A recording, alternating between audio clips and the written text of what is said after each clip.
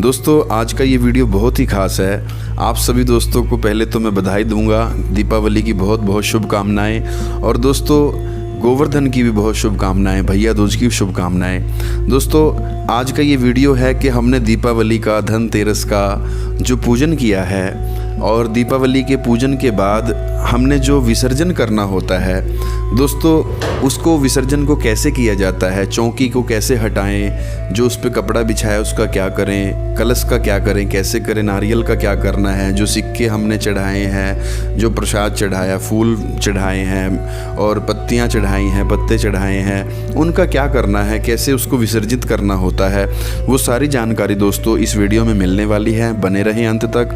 दोस्तों सबसे पहले तो मैं आपको बताना चाहता हूँ कि जो हम पूजा करते हैं दीपावली पे या कोई भी हम पूजा करते हैं किसी भी अनुष्ठान में, तो उसके 2-3 अंग होते हैं अनुष्ठान के। कोई भी पवित्र अनुष्ठान जब हम करते हैं, पूजा जो करते हैं, उसके 2-3 अंग बताए गए हैं। वो अंग कैसे हैं दोस्तों? सबसे पहले तो हम तैयारी करते हैं, सामग्री की तैयारी करते हैं कि हमें क्या क्या सामान चाहिए, वो हम ले आते हैं पहले। फिर उसके बाद दोस्तों हम पूजा स्थान जो है उस पे मंडप सजाते हैं, पूजा स्थान दरबार बना करके सजाते हैं, आसन लगाते हैं उन देवताओं के लिए जिनकी हमने पूजा करनी होती है। तो स्थान बनाने के बाद उनका हम आह्वान करते हैं दोस्तों। तो आह्वान करके हम उनको बुलाते हैं कि आप आइए, आपके निमित्त हम पूजा करने जा रहे हैं और इस पूजा के करने से आप प्रसन्न होकर के हमें शुभ आशीर्वाद देना।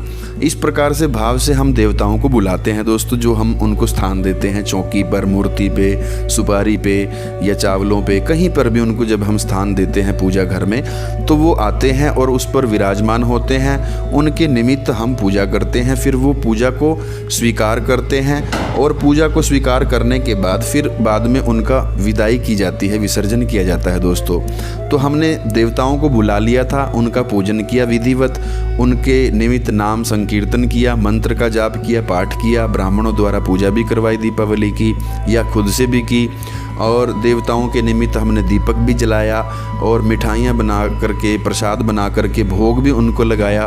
तो सारे काम हमने किए, लेकिन फिर भी यदि हमारे करने में कर्म हमने किया है उसमें कोई अशुद्धि रह गई है, कोई अपवित्रता रह गई है, या किसी प्रकार की सामग्री की कमी रह गई है, या मंत्रों की कमी रह गई है, मंत्रों की त्रुटि हो गई है, या किसी प्रकार के हमारे भाव में भी कमी रह गई, श्रद्धा में भी कमी रह गई, तो वो विसर्जन के समय हम एक क्षमा मांग ली जाती है देवताओं से कि जैसा भी मैंने किया, टूटी फूटी जैसी भी मेरी सेवा थी, जैसी भी मेरी पूजा थी, कि हे प्रभु, हे माँ लक्ष्मी, आप इससे प्रसन्न होइए और प्रसन्न होने के बाद जो मैंने किया है मेरे भाव के अनुसार मुझे आप आशीर्वाद दे दीजिए कि मेरे घर में बरकत हो, रिद्धि सिद्धि की, शुभ लाभ की मेरे घर में हमेशा कृपा बनी रहे, माँ लक्ष्मी स्थिर रूप में मेरे घर पे रहे। दोस्तों इस प्रकार से विसर्जन किया जाता है। ये कह करके विसर्जन जब हम करते हैं लास्ट में, तो विसर्जन के समय प्रार्थना की जाती है कि अब हमने ये पूजा, ये अनुष्ठान कर लिया इस पर्व पे, अब आगे जब भी हम आपको बुलाएं, कोई भी हम धर्म का कर्म का काम करें, कोई भी पूजा अनुष्ठान यज्ञ करें जिससे समाज का कल्याण हो, हमारा कल्याण हो, ऐसी कोई भी मंगल पूजा जब भी हम करें, हम आपको पुनः बुलाएंगे, तो आप हमारे बुलाने पर फिर से आ जाना, ऐसी आप कृपा करना। ये कह करके विसर्जन किया जाता है दोस्तों।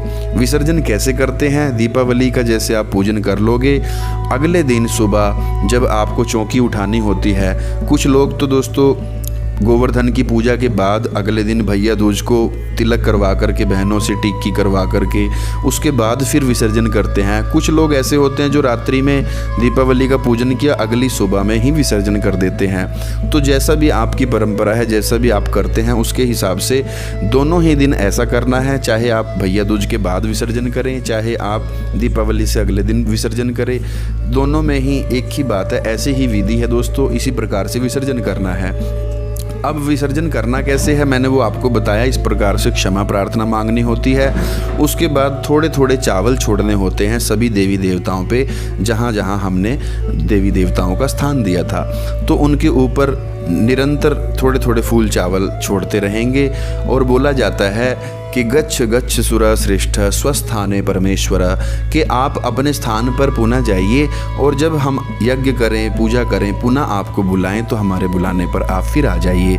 लेकिन एक रूप में गणपति, माँ भगवती, लक्ष्मी हमारे घर पे विराजमान रहे और गणपति के साथ में रिद्धि सिद्धि और शुभ लाभ भी हमारे घर पे, हमारी फैक्ट्री में, हमारे कारोबार में बरकत करे, ऐसी मंगल कामना के साथ आप हमें आशीर्वाद दे करके विदा हो जाइए। तो इस प्रकार से फूल चावल मूर्तियों पे चौकी पर छोड़ दिया जाता है दोस्तों। फिर थोड़ा हाथ के साथ उसको हिला दिया जाता है, चौकी को थोड़ा सा अपनी जगह से उसको थोड़ा खिसका दिया जाता है और जो कलश है उसके ऊपर भी चावल छोड़ दिए जाते हैं, फूल छोड़ दिए जाते हैं। कलश को भी थोड़ा अपनी जगह से हिला दिया जाता है, जिससे देवी देवता अपने स्थान पर चले जाते हैं। उसके बाद दोस्तों जो आपने पूजा की है, भोग लगाया था, जो प्रसाद आपने चढ़ाया था, प्रसाद जितना भी होता है, मिठाई हैं, फल हैं, वो सबको बांट दिया जाता है। अगले दिन जैसे ही विसर्जन करते हैं हम, उस समय सबको प्रसाद दे दिया जाता है। बच जाए तो बाहर सबको दे दिया जाता है, बांट दिया जाता है। और उसके बाद जितना भी सामान बच जाता है दोस्तों, कलश जो हमारा है, कलश को हमने दोस्तों, कलश का जल जो है पूरे घर में छिड़कना होता है। किसी के घर में पशु हैं, गायें हैं, भैंस है, तो उनके वहाँ पर भी उसको छिड़कना होता है।